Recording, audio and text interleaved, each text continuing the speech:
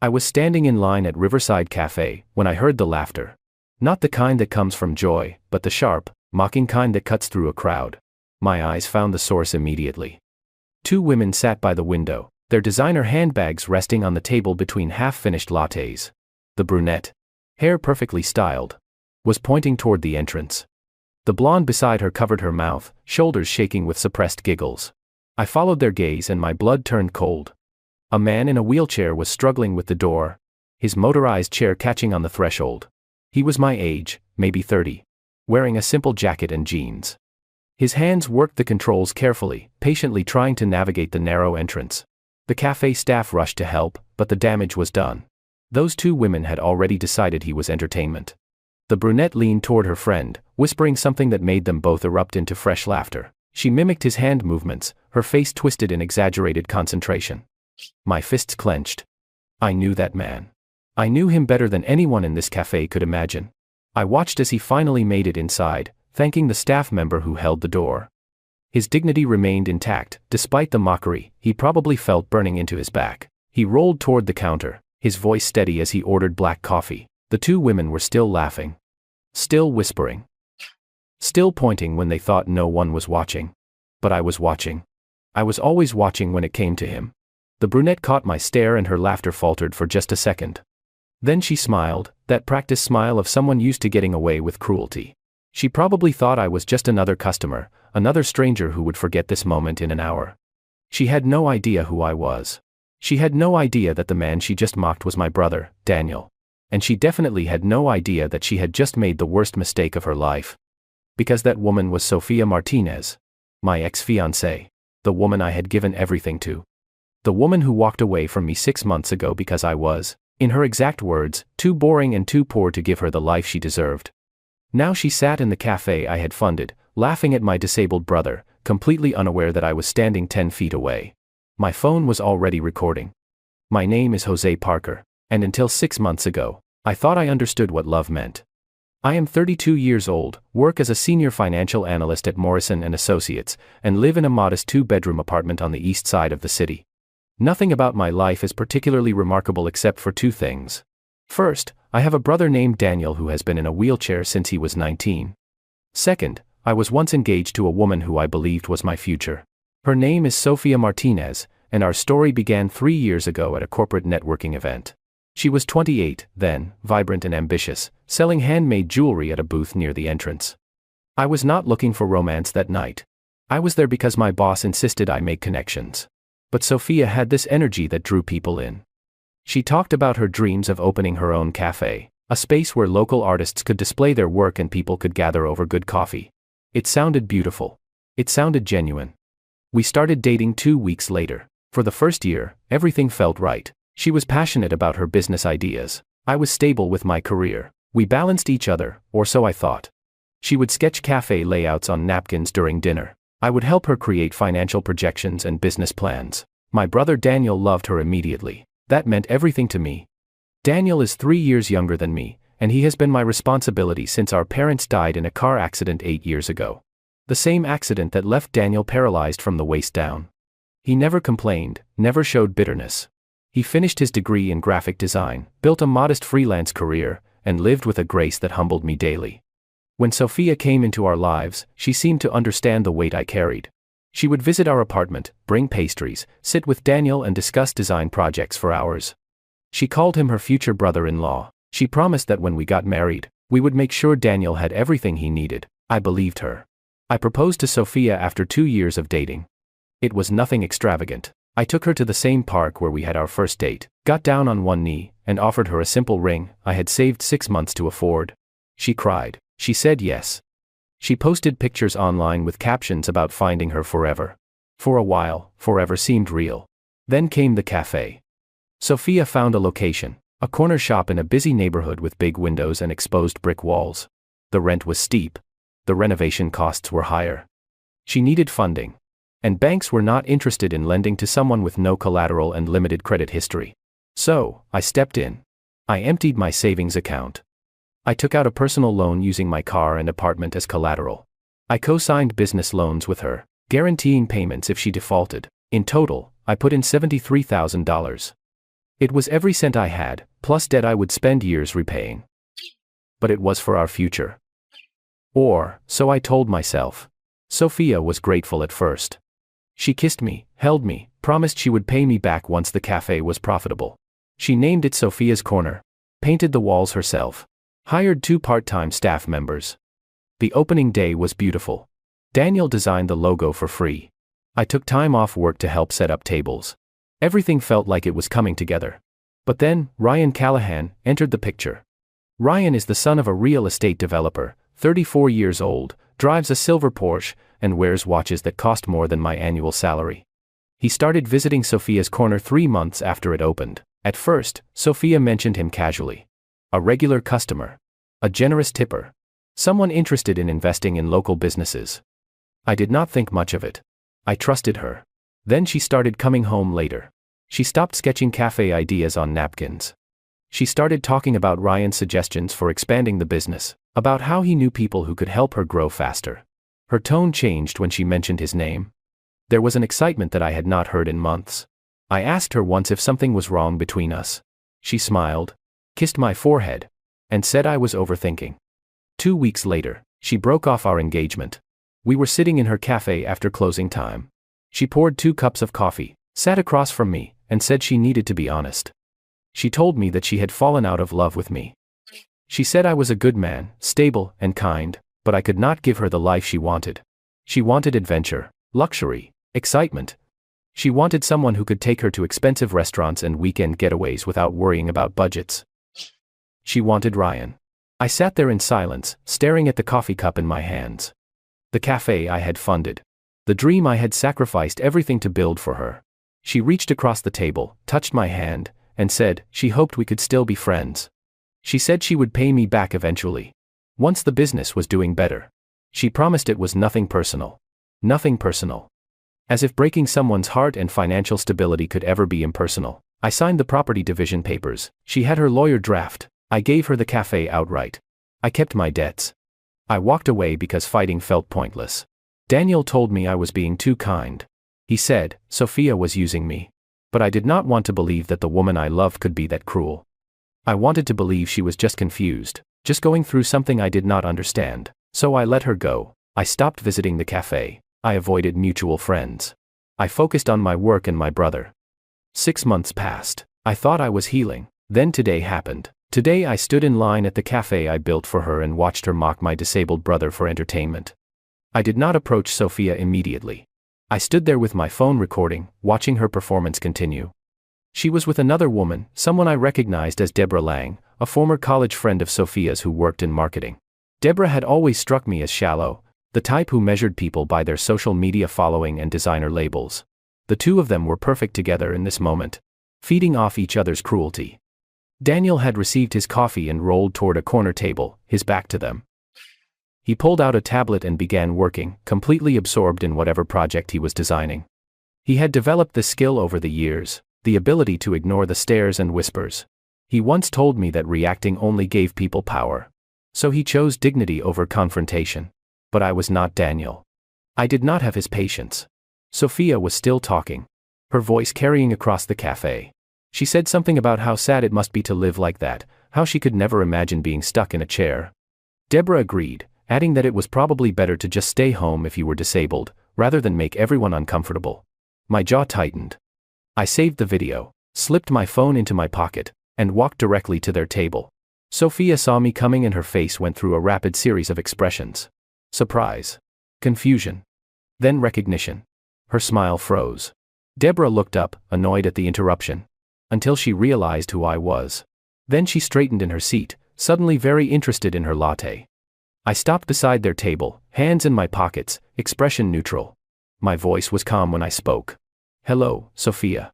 Deborah. She blinked, recovering quickly, her smile returning but more forced now. Jose. Hi. Wow. I did not expect to see you here. I gestured vaguely around the cafe. It is a public place. I come here sometimes. Her fingers tightened around her cup. Right. Of course. How have you been? I ignored the question and glanced toward Daniel's table. I noticed you two seemed entertained by something a few minutes ago. What was so funny? Her face flushed. Deborah suddenly became very focused on her phone. Sophia laughed, a nervous sound. Oh, nothing really, just people watching. You know how it is. I nodded slowly. People watching? Interesting. Because it looked like you were laughing at the man in the wheelchair. The one who struggled with the door. Deborah's head snapped up. Her voice was defensive. We were not laughing at him. Sophia added quickly, her tone light and dismissive. Come on, Jose. Do not be so sensitive. We were just joking around. It was not that serious. I let the silence hang for a moment. Then I said, my voice still calm, still measured. That man you were mocking. His name is Daniel Parker. He is a graphic designer. He volunteers at a youth center, teaching kids digital art. He has a degree in communications and runs a freelance business. He also happens to be my younger brother. The color drained from Sophia's face. Deborah's mouth fell open. I continued. He was paralyzed 8 years ago in the same car accident that killed our parents. He has spent every day since then building a life with grace and dignity despite people like you treating him as entertainment. Sophia's hand flew to her mouth. Jose, I did not let her finish. I leaned down slightly, my voice dropping lower so only they could hear. You did not what? Did not realize he was a person? Did not think he deserved basic respect? Or did not think anyone who mattered would see you acting like a cruel child? She was speechless, her eyes wide. Deborah had gone completely silent, staring at the table. I straightened up. I will remember this, Sophia. Then I walked away, heading toward Daniel's table. He looked up as I approached, a small smile on his face. Hey, Jose. Did not expect to see you here. I pulled out a chair and sat down. Thought I would grab coffee. How is the project going? He turned his tablet toward me, showing a logo design for a children's book publisher. It was beautiful, vibrant, and playful. He talked about the client's requests, the revisions he was working on. He did not mention the laughter. He did not mention the pointing. He never did. But I knew he had heard it. I knew it hurt him even if he pretended otherwise.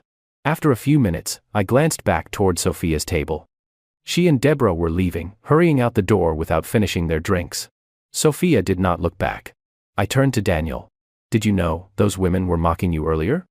He shrugged, his expression unreadable. I figured, it happens. Not worth my energy. I nodded, but inside I was already planning. Because it might not be worth Daniel's energy, but it was definitely worth mine. Later that evening, after I took Daniel home and made sure he was settled, I sat at my desk and opened my laptop. I pulled up the video I had recorded. Watched it 3 times. Sophia's face was clear. Her voice was audible. The mockery was undeniable. Then I started researching. I looked up Sophia's Corner's social media accounts, financial records I still had access to as a co-signer, and business reviews. What I found was interesting. The cafe was struggling. Reviews mentioned slow service, inconsistent quality, and high prices. Sophia had taken out another loan 2 months ago, this time with Ryan co-signing. She was using my initial guarantees as leverage to secure more funding. She was expanding despite being barely profitable. It was a house of cards waiting to collapse. And I was about to give it a push. I opened a new document and began drafting an email to someone I had not spoken to in months, my lawyer, Marcus Chen. The subject line read, "Need to discuss financial guarantees and contract obligations." Before I hit send, I looked at Daniel's logo design sitting on my desk, the one he had made for Sophia's Corner for free because he believed in her dream. I thought about all the times she had promised to take care of him, to make sure he always had what he needed. I thought about her laughter today. Then I sent the email. This was not about revenge. This was about consequences. I did not sleep that night. I lay in bed, staring at the ceiling, replaying the scene at the cafe over and over. Sophia's laughter. Deborah's exaggerated gestures. Daniel's quiet dignity as he rolled to his table, pretending not to notice. My mind kept circling back to one question. How had I been so blind? For 2 years, I believed Sophia was kind. I believed she cared about people. About building something meaningful. I believed her when she said she loved Daniel like family. But people do not mock family. They do not laugh at someone suffering for entertainment. So either she had changed, or I had never really known her at all. Both possibilities hurt. I got out of bed around 3 in the morning and went to the kitchen. Our apartment was quiet. Daniel was asleep in his room. I made coffee, sat at the small dining table, and opened my laptop again. Marcus had already replied to my email. Even at this hour. He was notorious for working late. His message was brief. Jose, good to hear from you. Let me know what you need. Available for a call tomorrow afternoon. I typed back. Need to review all financial agreements tied to Sofia Martinez and her business. Specifically, loan guarantees and co-signed documents. Want to know my legal options? His response came within minutes. Understood. I will pull the files. Talk tomorrow. I closed the laptop and sat there in the dark, holding my coffee cup. My hands were steady but my chest felt tight. This was not who I was. I was the person who walked away from conflict. I was the person who believed in peaceful resolutions. I had let Sofia go 6 months ago without a fight because I thought that was the mature thing to do. But maturity had gotten me a mountain of debt, a broken heart, and the image of my brother being mocked by the woman I once planned to marry. Maybe walking away was not always the right answer. Maybe some people needed to face consequences for their actions. I thought about Daniel. He never asked for my protection. He never wanted me to fight his battles. But he was my brother. The only family I had left.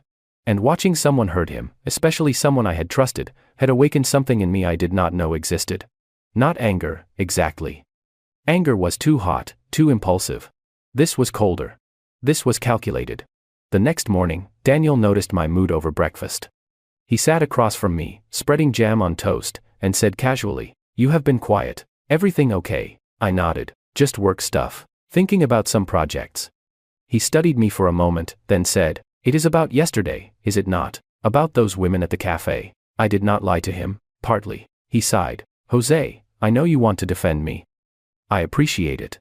But people like that are not worth your time." "She is not worth your time." I met his eyes. "She mocked you, Daniel. She laughed at you like you were some kind of joke." His expression softened. "And that says everything about her character, nothing about mine. Let it go." But I could not let it go. Because this was not just about Daniel. This was about Sofia's pattern. She used people. She took what she needed, then discarded them when someone better came along. She took my money, my time, my belief in our future. Then she left for someone wealthier. And now she was showing her true self, laughing at people she considered beneath her. If I did nothing, she would keep doing it. She would keep using people, keep hurting people, and keep getting away with it because people like me chose to walk away quietly. Not this time. That afternoon, I met Marcus at his office downtown. He was in his mid-40s, sharp-eyed, with a reputation for being thorough and relentless. He had helped me with the property division when Sofia and I split. Now he sat across his desk from me with a thick folder of documents. He tapped the folder. I reviewed everything. "You co-signed 3 business loans for Sofia's corner. Total amount, $73,000. You are listed as a guarantor, which means if she defaults, the lenders come after you." I nodded. "I know." He continued. 2 months ago, she took out an additional loan for $50,000. She used your existing guarantees as proof of financial backing. Essentially, she leveraged your credit to secure more funding without your direct involvement in the new loan. My jaw tightened. Can she do that legally? Marcus leaned back. Technically, yes. Your original guarantees did not have restrictions on future borrowing. It is a gray area, but she did not break any laws.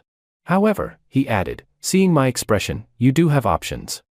You can formally revoke your guarantees, but that would trigger immediate repayment demands. If she cannot pay, the business goes into default. Likely, bankruptcy. I asked. What happens to her if the business goes bankrupt? He shrugged. She loses the cafe. Her credit is destroyed. She would owe significant debts personally since she is the primary owner. Depending on how assets are structured, she could lose personal property as well. And what happens to me? You are off the hook. Once bankruptcy proceedings finalize. It might take a few months, but eventually, your liability ends. You would take a credit hit in the short term, but nothing permanent. I sat there, processing this. If I revoked the guarantees, I would destroy her business. She would lose everything she built. Everything I helped her build. Part of me hesitated. Was I really the kind of person who would do this? But then I remembered her face at the cafe. The mockery. The cruelty. The complete lack of remorse. Yes, I was. I looked at Marcus. Start the process to revoke my guarantees. He nodded, making notes. Understood. I will draft the formal notices. Lenders will be notified within 48 hours. I stood to leave, then paused. One more thing. Is there any way to make this public? To let people know why I'm doing this? Marcus raised an eyebrow. You mean expose her behavior? I nodded. He considered this. You could post on social media. If you have evidence, video or photos, That would support your claims. Just be careful not to defame her or you could face a lawsuit. Stick to facts and your personal experience. I thanked him and left. Outside, the city was bustling with afternoon traffic. I stood on the sidewalk, people rushing past me, and pulled out my phone. The video was still there, clear, damning. But posting it felt too impulsive. I needed to think this through. I needed to make sure that when I acted, it was decisive. No half measures. No regrets. That night, I had dinner with Daniel. He made pasta, his specialty, and we ate while watching a documentary about deep-sea creatures. It was peaceful. Normal. But my mind was elsewhere. Daniel finally muted the television and turned to me.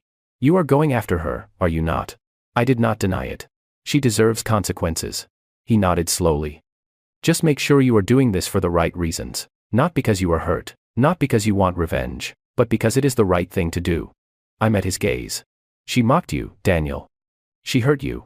He smiled faintly. And I will be fine. But will you be fine after this?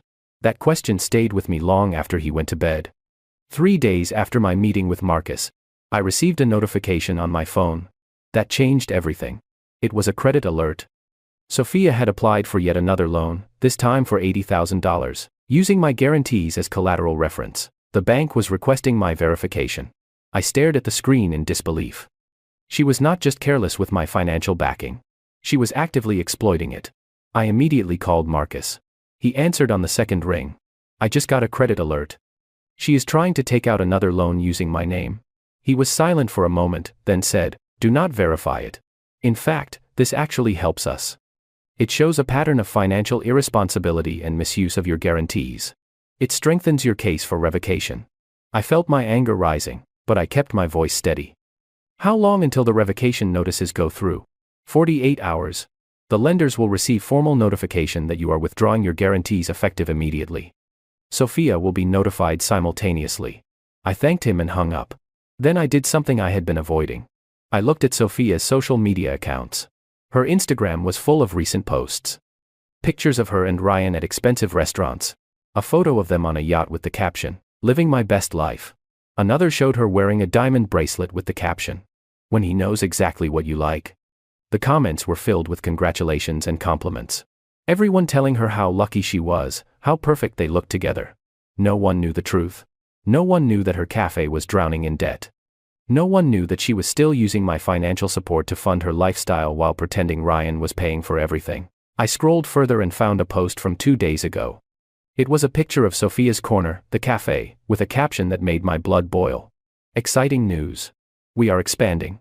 New location coming soon. Thank you to everyone who believed in this dream. She was planning to expand. With money she did not have. With loans she could not repay. Using my name as leverage. I screenshot everything. Then I opened the video I had recorded at the cafe, the one showing her mocking Daniel. I had been hesitant to post it, worried about seeming petty or vindictive. But this was no longer about revenge. This was about stopping her before she dragged more people down with her. That evening, Daniel was at a client meeting, so I had the apartment to myself. I sat at my desk, opened my laptop, and created a new post. I uploaded the video first. Then I wrote, my name is Jose Parker. 3 years ago, I met a woman named Sofia Martinez. We fell in love, got engaged, and I supported her dream of opening a cafe. I invested $73,000 of my savings and took on debt to help her succeed. 6 months ago, she ended our engagement because I could not provide the luxury lifestyle she wanted. I accepted this and walked away peacefully. Last week, I discovered she has continued to use my financial guarantees without my knowledge to secure additional loans, now totaling over $150,000. I also witnessed her publicly mocking a disabled man at her cafe for entertainment. That man is my younger brother, Daniel.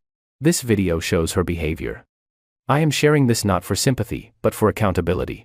People deserve to know who they are supporting when they visit Sophia's Corner. I paused, reading it over 3 times. Then I hit post. Within an hour, the video had been shared 40 times. Within 2 hours, it had been viewed over 10,000 times. Comments started flooding in. This is disgusting. I will never go to that cafe again. Someone else wrote, I knew her in college. She was always like this. Fake and manipulative. Another comment read, that poor man. He was just trying to get coffee. What is wrong with people? But there were also defenders. One person wrote, "We do not know the full story. Maybe she was having a bad day." Another said, "Posting this video is a violation of privacy. You are just a bitter ex trying to ruin her." I did not respond to any of them. I simply watched as the post spread beyond my small circle of friends. It was shared in local community groups, neighborhood forums, and eventually picked up by a popular local blogger who had 60,000 followers. The blogger reposted the video with commentary. "This is Sofia Martinez, owner of Sofia's Corner Cafe on 5th Avenue. Video shows her mocking a disabled customer. As someone who advocates for accessibility and disability rights, I find this behavior unacceptable. I will not be supporting this business." By midnight, Sofia's Corner's social media accounts were flooded with angry comments. People were posting one-star reviews. Some were calling for boycotts. I closed my laptop and sat in the dark living room. My phone buzzed constantly with notifications, but I ignored them. There was no satisfaction in this, no triumph. Just a hollow feeling of necessity. This had to be done. Around 1 in the morning, my phone rang. It was a number I did not recognize. I answered. "Hello." Sofia's voice came through, shaking and furious. "What did you do, Jose? What the hell did you do?" I kept my tone calm. "I posted the truth. You posted a video of me without my permission. Do you know that is illegal? I could sue you." I replied. "The cafe is a public place. You have no expectation of privacy. And the video shows exactly what happened. Nothing more, nothing less." She was breathing hard, almost hyperventilating. "You are ruining my life. You are destroying everything I built." I corrected her. "Everything we built, Sofia. With my money. My guarantees. And you are the one destroying it by continuing to exploit my credit without permission." There was silence on the other end. Then she said, her voice breaking, "I will pay you back. I swear. Just take the video down. Please, Jose." "Too late. I have already revoked my loan guarantees. You will be notified officially tomorrow. Every lender will demand immediate repayment." She gasped. "You cannot do that. The business will collapse." I said quietly. "Then you should not have built it on lies and borrowed money you could never repay." She started crying, her sobs loud and desperate. "Please. Please. Jose. I made a mistake. I know I did. But do not do this. Think about all the employees. Think about Deborah. She works for me now." I felt a flicker of surprise. "Deborah works at the cafe." "Yes. I hired her last month as marketing manager. If the cafe closes, she loses her job too." I almost laughed at the irony. The same Deborah who mocked my brother. The same Deborah who thought cruelty was entertainment. I said, "Then maybe she should have thought about that before joining you in mocking disabled people for fun." Sofia's tears turned to anger. "You are heartless. You know that? Completely heartless." I replied. "No, Sofia. I am just done being your safety net." She hung up. I sat there holding the phone, feeling the weight of what I had just said in motion. There was no going back now. The next morning, Daniel saw the post. He came into the kitchen where I was making breakfast and held up his phone. "Jose, what is this?" I did not look up from the stove. "It is the truth." He scrolled through the comments, his face unreadable. "You did not have to do this for me." I finally turned to face him. "Yes, I did." He sighed, setting his phone down. "You know this is going to get worse, before it gets better, right? People are going to take sides. It is going to get messy." I nodded. "I know." He studied me for a long moment, then said, "Just make sure you are ready for what comes next. Because once you start something like this, you cannot stop it." He was right. And I was ready. The fallout was immediate and brutal. Within 24 hours of my post going viral, Sofia's Corner became the center of a social media firestorm. Local news outlets picked up the story. A reporter from Channel 7 contacted me requesting an interview. I declined, but they ran the story anyway, using my post and the video as their primary sources. The segment aired during the evening news with the headline, "Local cafe owner accused of mocking disabled customer and financial misconduct." They interviewed disability rights advocates who condemned Sofia's behavior. They spoke with former employees of the cafe who anonymously shared stories of her mistreating staff and customers. One former barista said on camera, with her face blurred, "She always acted sweet in front of customers. But behind the scenes, she was cruel. If you were not useful to her, she did not care about you." Another said, "She would mock people after they left. Their clothes, their appearance, their disabilities. It was constant." The story spread beyond local news. A popular YouTube channel that covered social justice issues made a 20-minute video analyzing the situation, breaking down the financial exploitation and the ableism Sophia displayed. The video got 500,000 views in 2 days. Meanwhile, Sophia tried to control the damage. She posted an apology on her cafe's Instagram account. It read, "I deeply regret my actions and the hurt I have caused. I was having a difficult day and my behavior was inexcusable. I am committed to learning and growing from this experience. I have reached out to disability advocacy groups to educate myself and ensure this never happens again." The comments section was not kind. One person wrote, "You are only sorry because you got caught." Another said, "A difficult day? That is your excuse for mocking someone? Grow up." Someone else posted, "What about the financial fraud? You are not addressing the fact that you stole money from your ex-fiancé." Her apology post got ratioed so badly that she eventually disabled comments, but the damage was done. 3 days after my post, I received an email from Marcus. Subject line, "Update. Lenders have officially demanded full repayment from Sophia Martinez. Total amount due immediately, $173,000. She has 30 days to pay or the business will be foreclosed and assets liquidated. Your guarantees have been successfully revoked. You are no longer financially liable." I read the email twice, letting it sink in. It was over. At least, the financial part was over. But Sophia was not done fighting. On the 5th day, she showed up at my apartment. I was coming home from the gym when I saw her sitting on the steps outside my building. She looked terrible. Her hair was unwashed, pulled back in a messy ponytail. She wore sweatpants and an oversized hoodie. Her eyes were red and swollen from crying. When she saw me, she stood up quickly. "Jose. Please. I need to talk to you." I stopped a few feet away, keeping my distance. "There is nothing to talk about."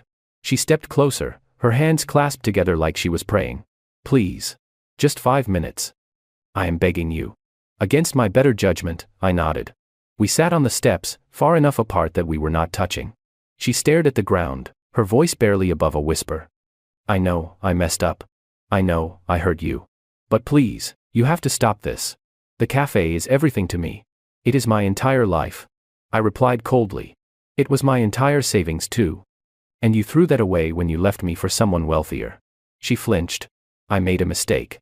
I see that now. Ryan is not who I thought he was. He left me as soon as the scandal broke. Said he could not be associated with bad press. I felt no sympathy. That is not my problem." She turned to me, tears streaming down her face. "What do you want from me, Jose? You want me to grovel? Fine, I am groveling. You want me to admit I was wrong? I was wrong. I was selfish and cruel and I used you. I know that now. Just please, tell the lenders you will reinstate the guarantees. Give me time to fix this." I shook my head. "No." Her desperation turned to anger. "Why? Why are you doing this? Is it because of your brother? Because I laughed at him?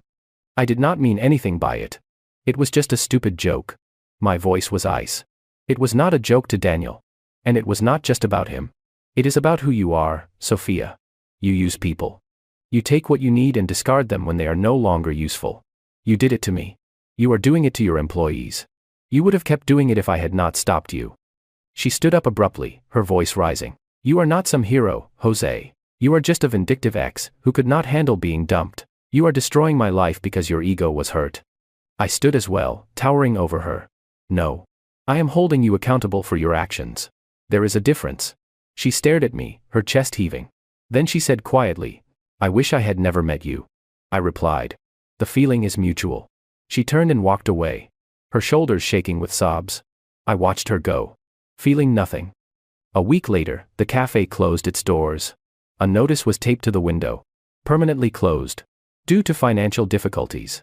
I drove past it, one evening after work. The lights were off. The chairs were stacked on the tables. The logo Daniel had designed was still painted on the window, faded and sad. I felt a pang of something. Not regret, exactly. More like the ghost of what could have been. But then I remembered why I was here. I remembered Sophia's laughter. I remembered the cruelty in her eyes. And the pang faded. The next day, I received a message from an unknown number. It was a photo. Sophia and Deborah standing outside an unemployment office. The caption read, "Hope you are happy. You ruined 2 lives." I deleted the message without responding. But the harassment did not stop there. Over the next week, I received dozens of messages from people I did not know. Some supported me. Others called me a monster. One message read, "You are a pathetic man who could not handle rejection. I hope you are proud of yourself," another said. "She made a mistake. Everyone makes mistakes. You did not have to destroy her entire life." I blocked them all. But the worst message came from Deborah herself. She sent a long, angry paragraph detailing how I had ruined her career, how she could not find another job because the scandal was attached to her name, how her family was ashamed of her. She ended with, "You think you are so righteous. But you are just a bully hiding behind your brother's disability." That one got to me. Not because it was true, but because it made me question myself. Was I a bully? Had I gone too far? I talked to Daniel about it that night. He listened quietly as I explained everything. The messages. The harassment. The cafe closing. Deborah losing her job. When I finished, he said, "Do you regret it?" I thought about it. Then I said, "No." He nodded. "Then you have your answer." But I pressed him. "Do you think I went too far?" He looked at me seriously. "Jose, I cannot answer that for you. Only you know your intentions. If you did this purely for revenge, then maybe you did go too far. But if you did it because she needed to face consequences, then no. You did what you thought was right." I asked, "What would you have done?" He smiled faintly. "I would have let it go.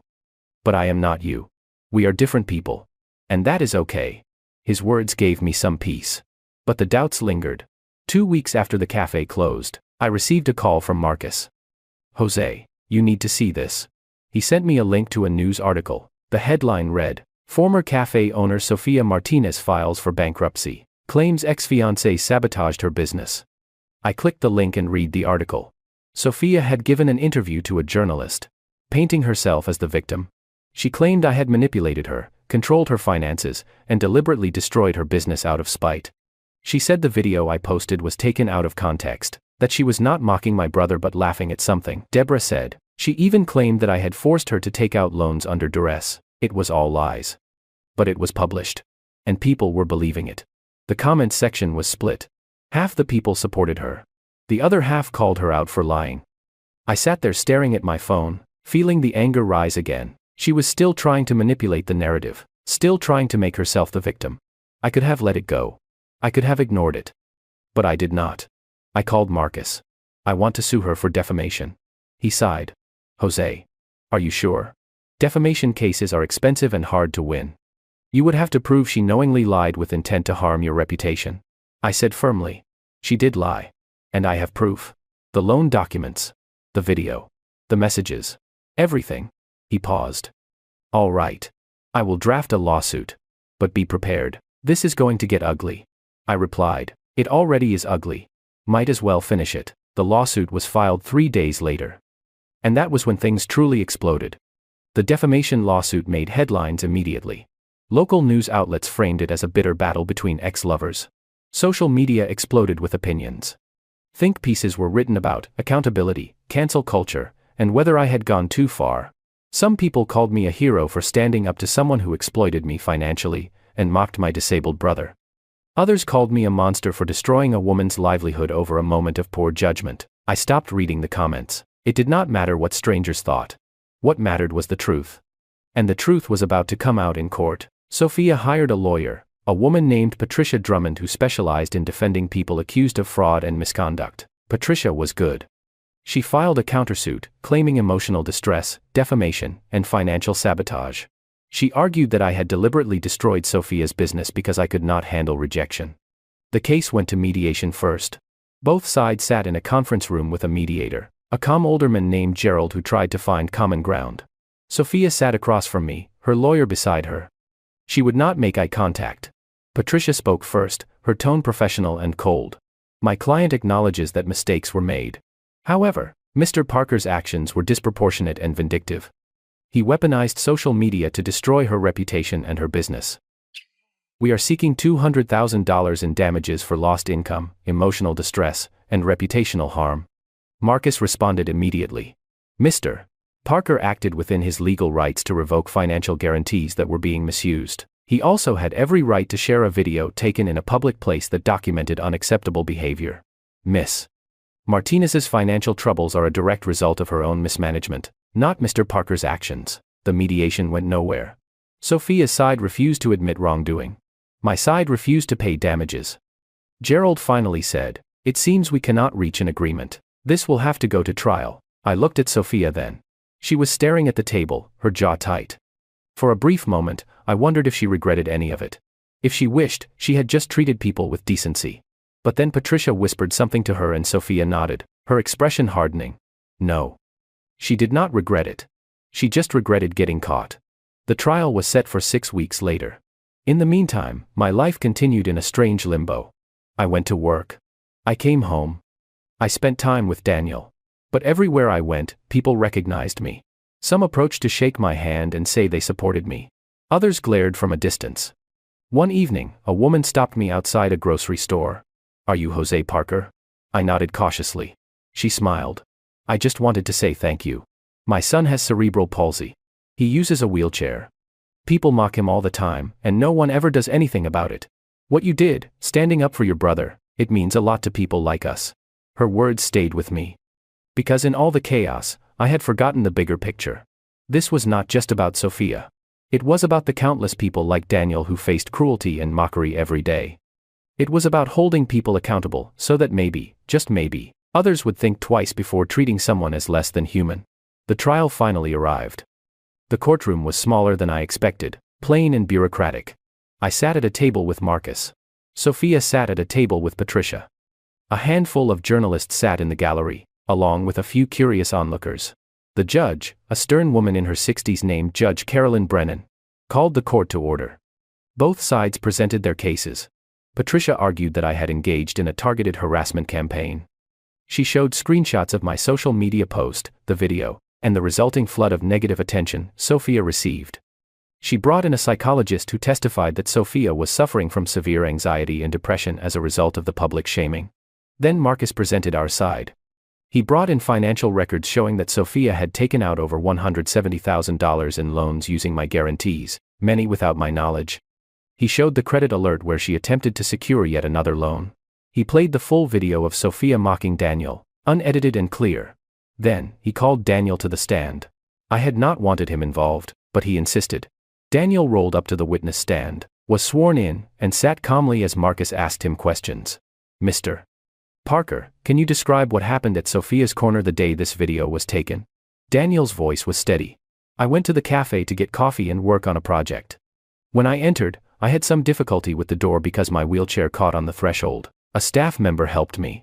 I ordered my coffee and sat down to work. Did you notice anyone laughing at you?" "Yes. 2 women by the window.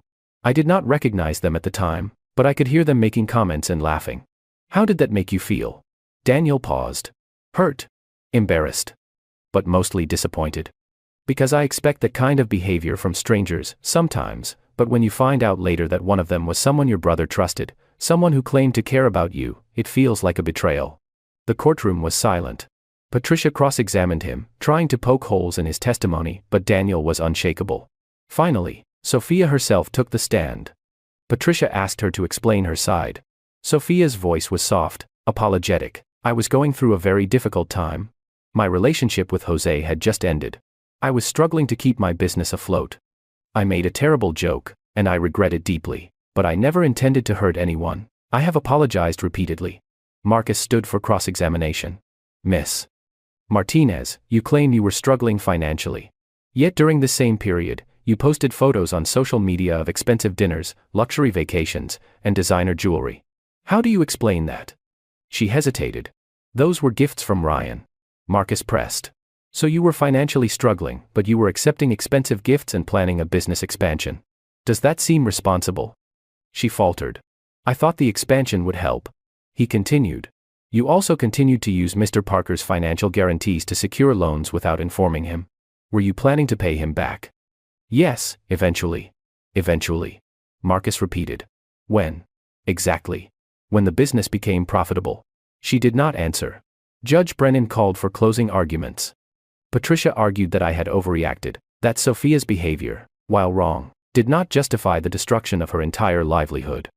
Marcus argued that Sophia had exploited my trust, misused my financial support, and shown a pattern of cruelty and irresponsibility. He said, "This is not about revenge. This is about consequences. Actions have consequences, and Miss Martinez is simply facing the results of her own choices." Judge Brennan took 2 days to deliberate. When we returned for the verdict, the courtroom was packed. The judge read her decision. After reviewing all evidence and testimony, I find that Mr. Parker acted within his legal rights.